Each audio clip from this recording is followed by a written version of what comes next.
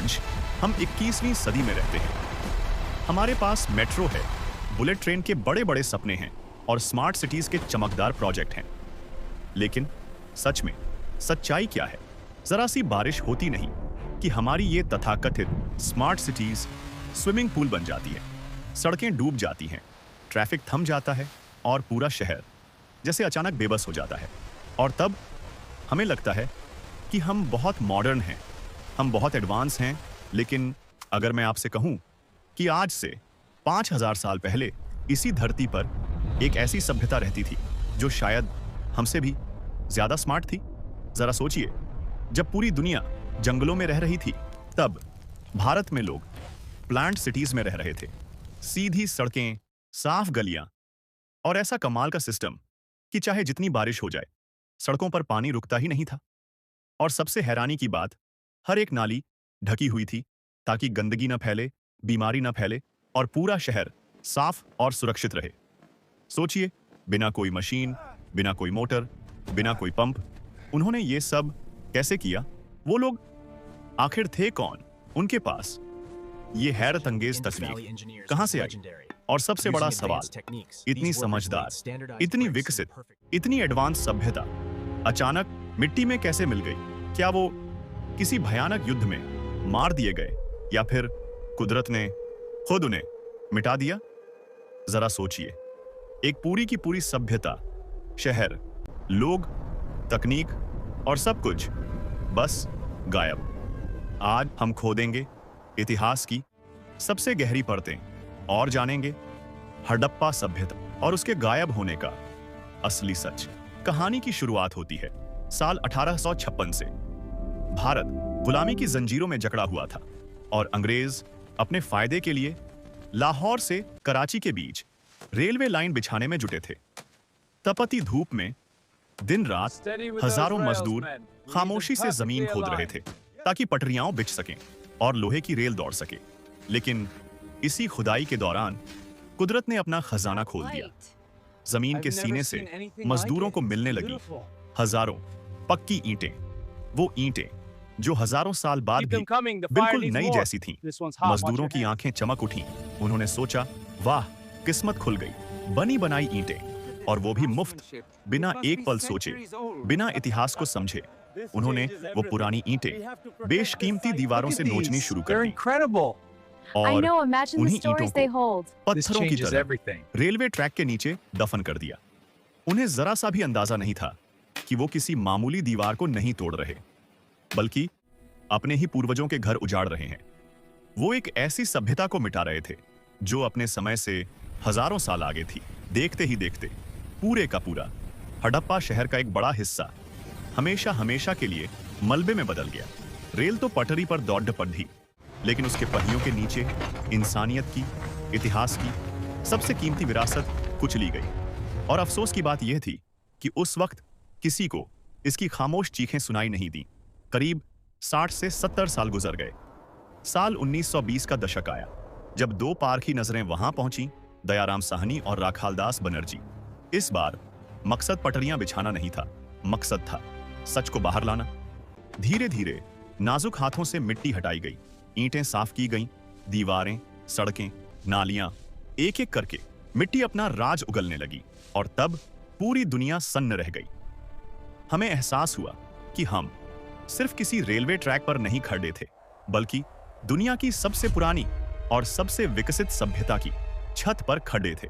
जिस जमीन को हम सिर्फ मिट्टी का टीला समझ रहे थे, वो असल में इंसानी इतिहास का सबसे बड़ा खोया हुआ पन्ना थी। जब खुदाई आगे बढ़ी और शहर का नक्शा सामने आया, तो दुनिया भर के इंजीनियर्स का दिमाग चकरा गया। क्यों? क्योंकि ये शहर बेतरतीब नहीं बसे थे, ये प्लान्ड थे।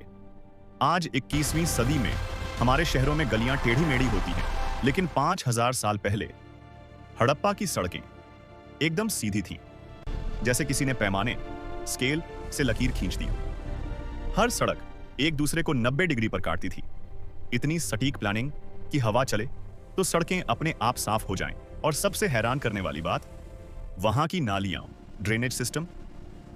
आज थोड़ी सी बारिश में हमारे स्मार्ट सिटीज डूब जाते हैं, नालियां उफनने लगती हैं, लेकिन उस समय हर घर से गंदा पानी निकलने के लिए पाइप लगे थे। वो पाइप गली की बड़ी नाली से मिलते थे। और सुनिए, वो नालियां खुली नहीं थीं, वो ईंटों से ढकी हुई थीं ताकि बीमारी न फैले। सोचिए, जब पूरी दुनिया जंगलों और गुफाओं में रहना सीख रही थी, तब भारत के लोग डबल स्टोरी, 2 मंजिला पक्के मकानों में रह रहे थे। उनके घरों में अपने बाथरूम थे, अपने कुएं थे और मोहनजोदड़ो में मिला द ग्रेट बाथ, एक विशाल स्विमिंग पूल। सिर्फ ईंटें नहीं, बल्कि दीवारों पर कोल तार, बिटुमेन की लेयर चढ़ाई गई थी ताकि एक बूंद पानी भी लीक न हो। यह दुनिया का सबसे पहला वाटरप्रूफिंग का नमूना था। हमें लगता है कि हम मॉडर्न हैं, लेकिन सच तो यह है कि वो लोग हमसे हजारों साल पहले ही भविष्य जीकर चले गए।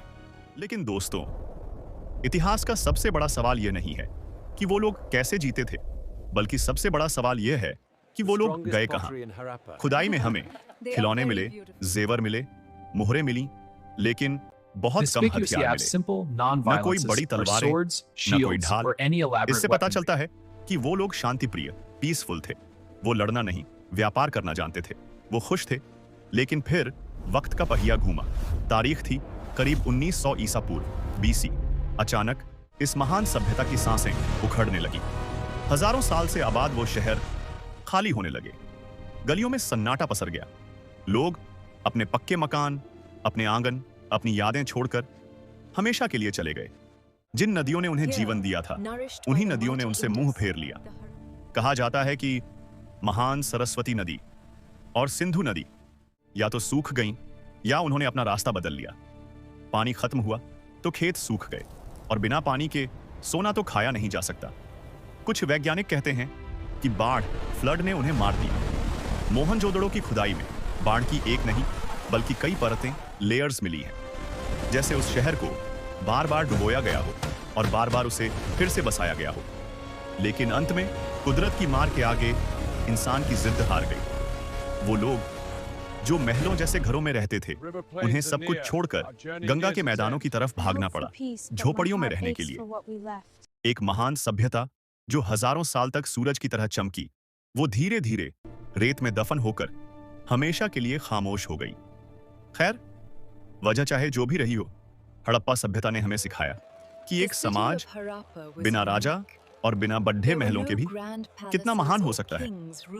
लेकिन एक कसक आज भी बाकी है। दुख की बात यह है कि हम उनकी लिखाई, उनकी वो अजीब सी लिपि आज तक नहीं पढ़ पाए हैं। वो पत्थर की मोहरों पर क्या लिख कर गए थे, वो हमसे क्या कहना चाहते थे, कोई नहीं जानता। जिस दिन हम वो पाठ लेंगे, शायद उस दिन इतिहास के कई और राज खुल जाएंगे। शायद उस दिन हमें पता चलेगा कि वो हमसे भी ज्यादा समझदार थे। हमें गर्व होना चाहिए कि हम उस देश के निवासी हैं जहां 5000 साल पहले दुनिया की सबसे पहली स्मार्ट सिटीज बनी थी। वो हमारी विरासत है। अब एक सवाल आपके लिए, आपको क्या लगता है, इतनी एडवांस सभ्यता के खत्म होने की असली वजह क्या रही होगी? बाढ़, सूखा या कुछ और? नीचे कमेंट में अपनी राय जरूर लिखें। अगर इस कहानी ने आपके दिल को छुआ है तो वीडियो को लाइक करें और हमारे YouTube चैनल को सब्सक्राइब करें।